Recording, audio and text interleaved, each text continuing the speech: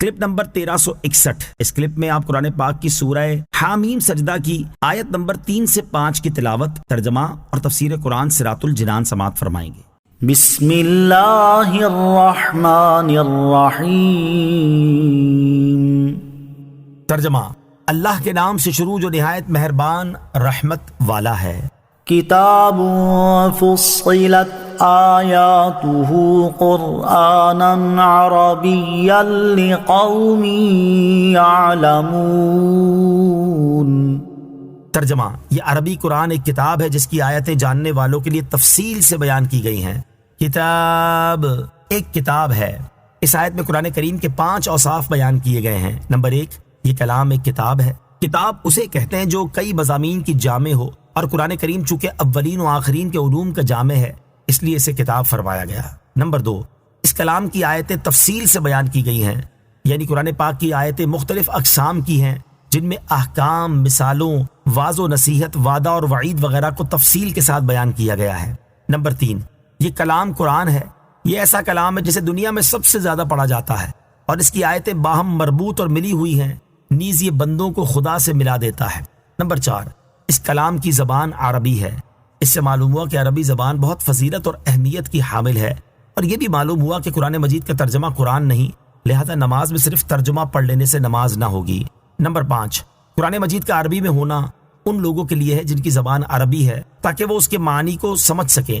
ایک تفسیر کے اعتبار سے اس آیت میں قرآن مجید کی 5ویں صفت یہ ہے کہ اس کی آیتیں عرب والوں کے لیے تفصیل سے بیان کی گئی ہیں۔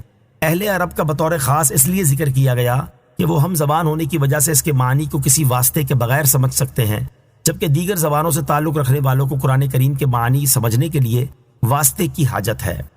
بشیرا ونذیرا فأعرض اکثرهم فهم لا يسمعون۔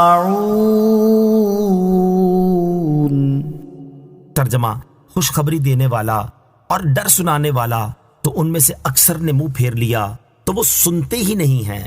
بشیرا و نذیرا، خوشخبری دینے والا اور ڈر سنانے والا، یعنی قرآن مجید کا وصف یہ ہے کہ اللہ تعالیٰ کے فرما بردار بندوں کو رضا الہی کی خوشخبری دینے والا اور اس کے نافرمانوں کو عذاب کا ڈر سنانے والا ہے۔ ایسی عظمت و شان والی کتاب ملنے کے باوجود کفار مکہ میں سے اکثر نے اس سے منہ پھیر لیا، اور عربی زبان میں ہونے کے باوجود اس میں غور و فکر نہ کیا، اور وہ اسے توجہ سے سنتے ہیں اور نہ ہی اس کی ہدایت کو قبول کرتے ہیں۔ وَقَالُوا قُلُوبُنَا فِي أَكِنَّةٍ مِّمَّا تَدْعُونَا إِلَيْهِ وَفِي آذَانِنَا وَقْرٌ وَمِن بَيْنِنَا وَبَيْنِكَ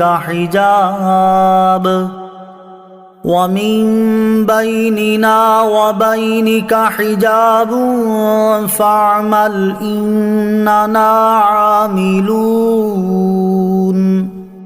ترجمہ: اور انہوں نے کہا ہمارے دل اس بات سے پردوں میں ہیں جس کی طرف تم ہمیں بلاتے ہو، اور ہمارے کانوں میں بوجھ ہے، اور ہمارے اور تمہارے درمیان ایک پردہ ہے، تو تم اپنا کام کرو، ہم اپنا کام کر رہے ہیں۔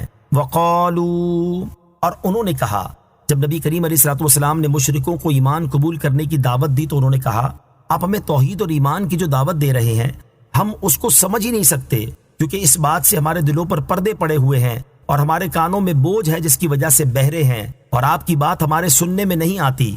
اس سے مشرکوں کی مراد یہ تھی کہ آپ ہم سے ایمان اور توحید کو قبول کرنے کی توقع نہ رکھیے، ہم کسی طرح ماننے والے نہیں، اور نہ ماننے میں ہم اس شخص کی طرح ہیں جو نہ سمجھتا ہو نہ سنتا ہو۔